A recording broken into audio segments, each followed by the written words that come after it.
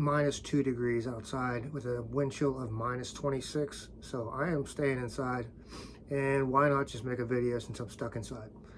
This is a video I've been wanting to do for a little bit, so I'm going to go over the 3 most miserable experiences I've had while backpacking. Saving the best for last. So starting off with number 3, this was 2 Halloweens ago, so Halloween of 2021. I was done with all the backpacking trips that I had scheduled for the year. So I was looking for some day hikes to do, and the North Country Trail Association, I guess it is, they have a thing where they have the Pennsylvania 50, where you hike 50 miles in Pennsylvania over the calendar year, and you get like a patch and an award and all this.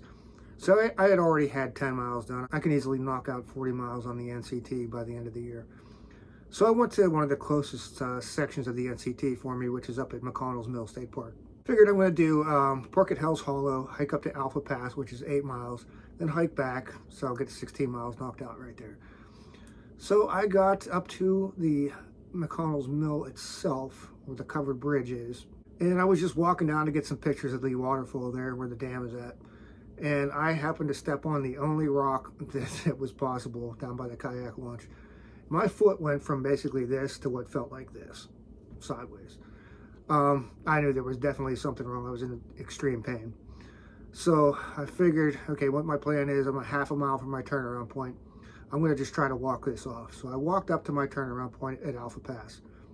It wasn't getting any better. So I came back to the half a mile, back to the mill, and I started thinking about what I'm going to do. I did have a headlamp with me, so if I walked back to the car at the pace I was going to have to do, it was probably going to take me about the last mile or two is going to be in complete darkness, which I know the trail well, so it was not a big deal. A second option was I know a lot of people around that area. I could call somebody and get a ride back to my car. The third option was because I was at the mill, and this was a busy time of year for tourists. There were tourists all over the mill, so I started asking around for a ride. Fortunately, I found some people that were from Ohio that gave me a ride back to my car, and appreciate that. So yeah, the thumbnail that I think I'm going to use for this, I'm going to put a picture of what my ankle looked like. I self-diagnosed it as a high ankle sprain, and then the way it healed like a break. But I'm not sure exactly what it was because I didn't go to a doctor. I just let it heal itself. But yeah, it looked like I was trying to smuggle a baseball in my ankle bone. Yeah, it was just it was not good. Moving on to my second worst experience on trail. The one group I backpack with a lot, we go up to Oil Creek State Park in northwestern Pennsylvania every winter and backpack because they have shelters that have fireplaces in them. So this was maybe 4 or 5 years ago. I had strung up my hammock. We were doing 3 days, 2 nights. So I'd strung up my hammock, and I must have had something set up wrong with my underquilt. I could not get it adjusted correct. So I just pretty much shivered the entire night, the first night. So the second night,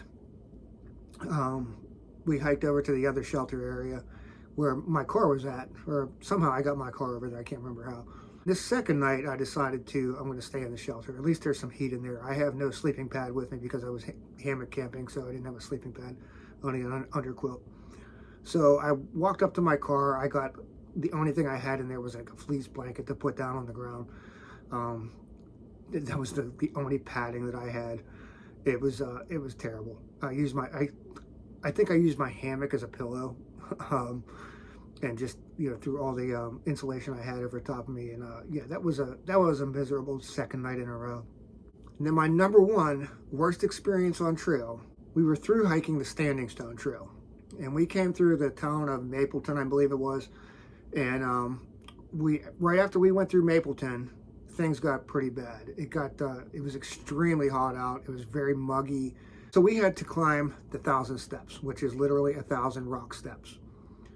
Right at the bottom, as soon as we got to the bottom of the stairs, there was we waited out a rainstorm, and things got even more humid at this point.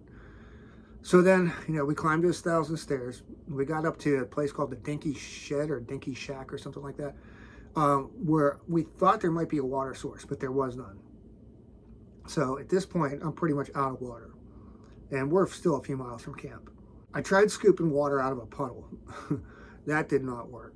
So as we left the Dinky Shed or whatever it was called, start going up further up the mountain, and our campsite was going to be up on top of the mountain in a thunderstorm. not good already. On this trip, I was trying cold soaking for the first time, so I had an empty peanut butter jar with me. So I'm walking like this, holding the peanut butter jar, trying to collect rainwater. As I'm walking, it's getting darker and darker. I probably only collected about an inch of rainwater in that peanut butter jar. And to the point where I had my hiking poles like this, so the rainwater was actually getting into my raincoat and collecting down here. So I tried pouring the water out, and that just was not happening either. So we get to camp, and this is where things get even worse. It was pretty much dark at this point. My headlamp was still inside my backpack, which I didn't want to open up to get everything wet. I wanted to get my tarp up first so I could open up my backpack underneath the tarp. So I got the tarp up, and for the first time ever, I managed to hang my tarp up upside down. Didn't realize until after I had it staked out. Because my good tarp, I have a continuous ridge line that runs above the tarp. So I had to unstake everything, flip the tarp over. By this point, everything that was on top is now drenched. So, so it's already not good. All right, so the next thing that happened was after I got the tarp set up, opened up my backpack, I had a brand new hammock at the time. I got it hung up perfectly on the first try, which doesn't always happen. All right, so I'm completely soaked. Everything I'm wearing is completely drenched. The only dry stuff that I had was inside my bag, in the contractor bag inside my pack. So it's completely dark at this point, ready to climb into the hammock, but I don't want to get everything wet. So I strip down completely butt naked, climb into the hammock, and then a gust of wind comes by, tears two of my tarp stakes out of the ground. So now the tarp is flapping around. So I get up. The only thing I'm wearing at this point is a headlamp and a pair of wet shoes. I'm running around in the dark trying to stake the tarp back down. I'm looking around for rocks, and this is the rockiest trail I've ever done, but wouldn't you know it, I can't find a single rock to put on top of the tent stakes. So I eventually found some logs that I could put on top of the stakes. That worked for the rest of the night. So meanwhile, I had no water to cook anything with, so I had no dinner that night. I was in no mood to hang a food line that night, so I just took a chance and slept with my food underneath my hammock, figuring animals weren't even going to come out in that mess. But anyway, so the next morning, the only saving grace of this whole story, I walked around in the woods until I found a faded blue blaze, which led me a few hundred yards down into the woods where I found the spring. And that is the only good part of that story. But yeah, that right there is the worst experience I've ever had on trail, and I hope it doesn't get any worse. So anyways, if any of you have had bad experiences on trail, I'd like to hear about them. Leave something in the comments below. And that's all I got. So thanks for watching.